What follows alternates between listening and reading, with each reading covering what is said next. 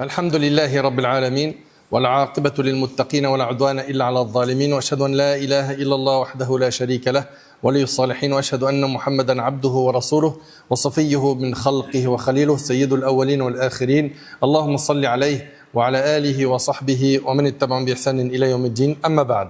Mes chers frères et sœurs, aujourd'hui avec l'aide d'Allah Tabarak wa Ta'ala, on va vous parler du mois de Rajab, ce mois qui fait partie des mois sacrés et qui vient de commencer. Allah Tabarak wa Ta'ala, par sa sagesse, il a privilégié certains jours par rapport à d'autres, certains mois par rapport à d'autres, certaines périodes sur d'autres. Il a fait de certains mois des portails menant aux saisons des bienfaits et des obéissances. Et parmi ces mois qu'il a valorisé, Azza wa Jal, il y a le mois de Rajab, qui fait partie des mois sacrés. Les mois sacrés sont au nombre de 4, comme on va le voir, Inch'Allah. Il y a 4 mois sur les 12 mois qui sont sacrés. Et parmi eux, le mois de Rajab, dans lequel nous nous trouvons actuellement. Celui qui va saisir l'opportunité de faire ce que notre religion demande pendant ces mois sacrés aura réussi, aura saisi cette opportunité comme il le fallait et aura réussi. Tandis que celui qui exagère ou fait preuve de négligence s'égarera et s'éloignera du droit chemin. Mes chers frères et sœurs, Allah Tabarak wa Ta'ala a établi le nombre des mois en 12. Depuis le jour où il a créé les cieux et la terre. Parmi ces 12 mois, il y a 4 mois qui sont sacrés. 3 qui s'enchaînent, qui sont Dhul Qa'da, Dhul Hijjah et le mois de Muharram. Et un mois qui est isolé, qui est notre mois actuel, qui est le mois de Rajab. Allah Tabarak wa Ta'ala nous dit Inna iddat ash-shuhuri 'inda Allah 12 shahran fi kitabillah yawma khalaqa as-samawati wal ard minha arba'atun hurum.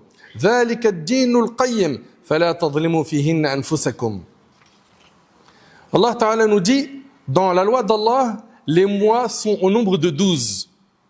En ce qui est inscrit dans le livre d'Allah depuis le jour où il créa les cieux et la terre. Et 4 d'entre eux sont sacrés. 4 parmi les 12 mois sont sacrés. C'est dans le Coran, dans Surat At-Tawbah. Et 4 d'entre eux sont sacrés. Telle est la religion de droiture. Ne vous faites donc pas tort à vous-même en ces mois. Regardez ce qu'Allah Ta'ala dit ici. Ne vous faites donc pas tort à vous-même en ces mois. Ça veut dire quoi? Ça veut dire quoi? Ne te fais pas du tort à toi-même pendant ces mois. Ça veut dire écarte-toi des péchés. Écarte-toi des péchés. Toi qui veux rentrer dans le mois de Ramadan comme un vrai compétiteur, comme un gagnant, eh ben, il va falloir que tu te prépares dès maintenant. Dès maintenant, il va falloir que tu mettes un frein au péché que tu fais. Ces 4 mois, on vous a dit, ils sont sacrés.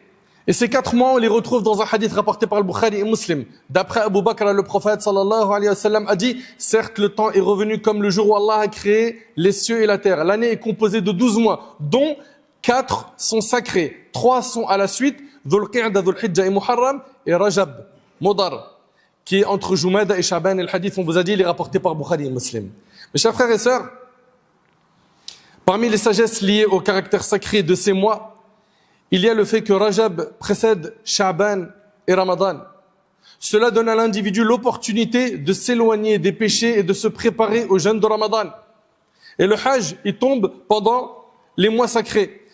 Ibn Rajab, rahimahullah, il a dit, le mois de Rajab est la clé des mois du bien et de la bénédiction. Écoutez-moi bien, s'il vous plaît. On n'est pas dans n'importe quel mois. Le mois de Rajab est la clé des mois du bien et de la bénédiction. Qatada, rahimahullah, en commentant le verset où Allah Ta'ala a dit, ne vous faites donc pas tort à vous-même en ces mois. Il a dit, les transgressions commises lors des mois sacrés sont plus graves que durant les autres mois. Bien que la transgression soit grave en toutes circonstances. Ça veut dire quoi? Ça veut dire que nous, dans notre religion, on a, écoutez bien s'il vous plaît, des lieux qui sont sacrés. Mecca, par exemple, c'est sacré. Un péché à la Mecque, c'est pas un péché à Paris.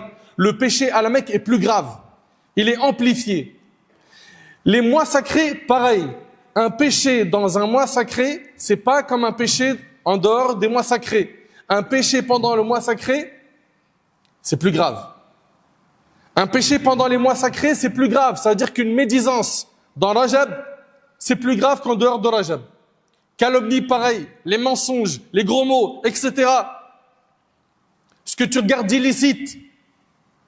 C'est pour ça, mes frères et sœurs, nous qui savons que nous sommes dans un mois sacré où les péchés sont amplifiés et sont considérés plus graves par notre Seigneur, on doit tirer le frein et se repentir. Et le prophète sallallahu alayhi wa sallam a dit ittaqil maharim takun a'bad an-nas, préserve-toi des interdits, tu seras le plus pieux des gens. Tu vas être le plus pieux des gens, tire le frein sur les péchés. Combien on a de musulmans et de musulmanes qui disent on rentre chaque année dans Ramadan avec des grands projets, des ambitions, mais on ressort les mêmes parce qu'il n'y a pas eu de préparation. Ils sont rentrés dans le terrain spirituel de Ramadan sans préparation. Avez-vous déjà vu un sportif jouer dans une compétition sans préparation? Toi, tu rentres dans le terrain spirituel de Ramadan sans préparation.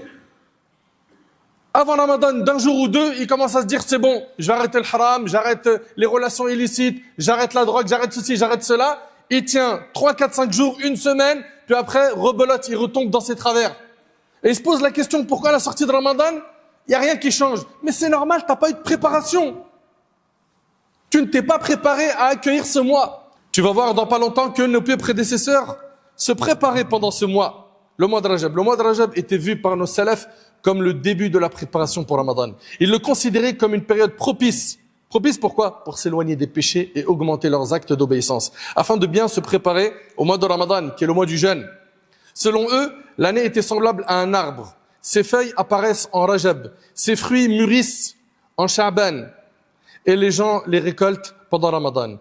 Abu Bakr al-Warraq al-Balkhi disait, Rajab est le mois où l'on sème. C'est là où tu vas planter tes graines. Sha'ban est le mois où l'on arrose la semence. C'est le mois prochain, Sha'ban. Et le Ramadan, qui est le mois d'après, c'est le mois où l'on récolte. Si tu veux récolter pendant Ramadan, il faut que tu sèmes dès maintenant tes graines. Dès maintenant, tu reprends la prière, toi qui as lâché la prière. Dès maintenant, tu redoubles d'efforts pour adorer Allah Tabaraka wa Ta'ala comme lui le veut, pas comme toi tu le veux. Certains, malheureusement, ils veulent une religion sur mesure. C'est-à-dire quoi? C'est-à-dire, ce qui va satisfaire mes passions, je prends. Ce qui ne satisfait pas mes passions, je mets de côté. C'est fini, ça. Faut que tu tires une croix sur ce mode. Tu es musulman. Et là, je m'adresse à ton islamité. Le musulman est celui qui est soumis à Allah. Ça veut dire quoi? Ça veut dire qu'il met en pratique tout ce qui vient d'Allah et s'écarte de ce qu'Allah a interdit. Si tu veux être constant pendant le mois de Ramadan, il faut que tu te recharges dès maintenant, que tu te repentes dès maintenant, que tu places des bonnes intentions dès maintenant, des bonnes intentions d'être quelqu'un de meilleur, de changer. On a eu des gens l'année dernière qui ont jeûné avec nous, qui ne sont plus de ce monde. Peut-être que ça sera ton cas, tu vas mourir avant. Au moins place des bonnes intentions, car le prophète nous a enseigné que les actes ne valent que par les intentions. Si j'ai placé beaucoup de bonnes intentions avant Rajab et que je meurs avant, Allah me récompensera en fonction des intentions que j'avais préparées en amont. Prépare des bonnes intentions. Et si tu vis jusqu'à Ramadan, sache que Allah t'a gratifié d'un immense cadeau. Profite pour ressortir de ce mois avec le diplôme de la piété. Mes chers frères, mes chères sœurs, Al-Qurtubi, rahimallah, il a dit, Rajab est un mois où Allah multiplie les bonnes actions. Subhanallah, vous entendez ça? Ça vous fait rien? Les bonnes actions sont multipliées, les péchés sont amplifiés. Ça te fait rien? C'est un mois comme les autres? Non, ce n'est pas un mois comme les autres. Nous sommes ensemble, réunis pour se rappeler mutuellement l'importance de ces moments-là.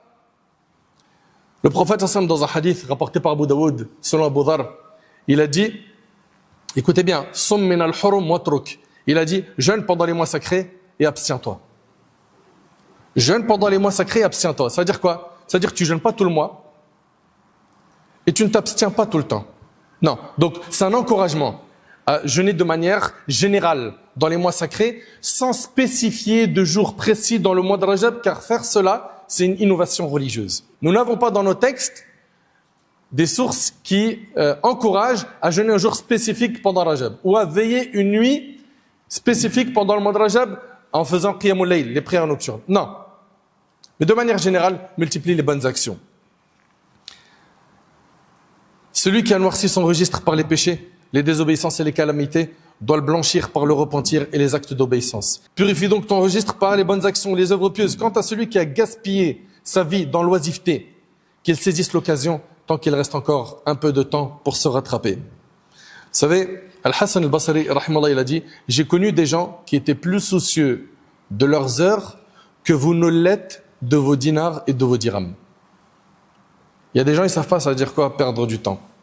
Et d'ailleurs, quand ils sont dans une assise avec des gens et qu'il y a un silence, pour eux, c'est pas un silence malaisant. Non, ils occupent leur temps à faire du dhikr. Ils évoquent Allah subhanahu wa ta'ala. Et le croyant, il est comme ça, il optimise son temps. Il optimise son temps car nous sommes sur terre pour planter des graines et on récoltera les fruits le jour du jugement. Donc toi qui n'as plus de motivation, ou toi qui as baissé les bras face aux adorations, toi qui as une baisse de foi, toi qui, depuis un bon bout de temps, tu dis quand est-ce que je vais remonter la pente, profite dès maintenant, pendant ce mois de Rajab, pour te ressaisir et te préparer à accueillir Ramadan comme il le faut. Car si tu cartonnes pendant Ramadan, bi'idhnillah, tu en ressortiras plus pieux qu'avant et tu auras récolté beaucoup de récompenses. Mes chers frères, mes chères sœurs, je le dis, je le répète, nous n'avons pas pendant le mois de Rajab de prière de nuit, de prière nocturne spécifique à faire comme le prétendent certains qui disent on va veiller la nuit du 27 de Rajab à faire des prières nocturnes ou à jeûner le jour du 27. Ces jeûnes spécifiques, ces prières spécifiques n'ont pas de source dans le Coran et la Sunna authentique. Donc ce sont des innovations qu'il faut délaisser. Également, d'autres personnes veulent à tout prix faire une Umrah pendant Rajab pensant qu'elle a un mérite particulier. Elle n'a pas de mérite particulier. De même, certains veulent à tout prix sortir leur zakat que pendant le mois de Rajab. La zakat, mon frère, tu la sors, ainsi que toi, ma sœur, quand tu as réuni les conditions de la zakat. Est-ce que c'était le mois où tu devais sortir la zakat? Dans ce cas-là, sors-la. Sinon, tu la sors dans le mois qui était prévu. Éloignons-nous de l'injustice et faisons le nécessaire pour freiner les péchés et profitons de cette occasion qui est ce mois sacré pour nous repentir, nous rapprocher d'Allah. Préparons-nous à bien accueillir le Ramadan. Je le dis, je le répète, on a eu des gens autour de nous, des proches qui étaient là le Ramadan dernier et cette année, ils ne sont plus là. Et peut-être qu'on sera plus de ce monde le Ramadan prochain. Enfin, qu'on fasse le nécessaire pour se préparer à bien l'accueillir.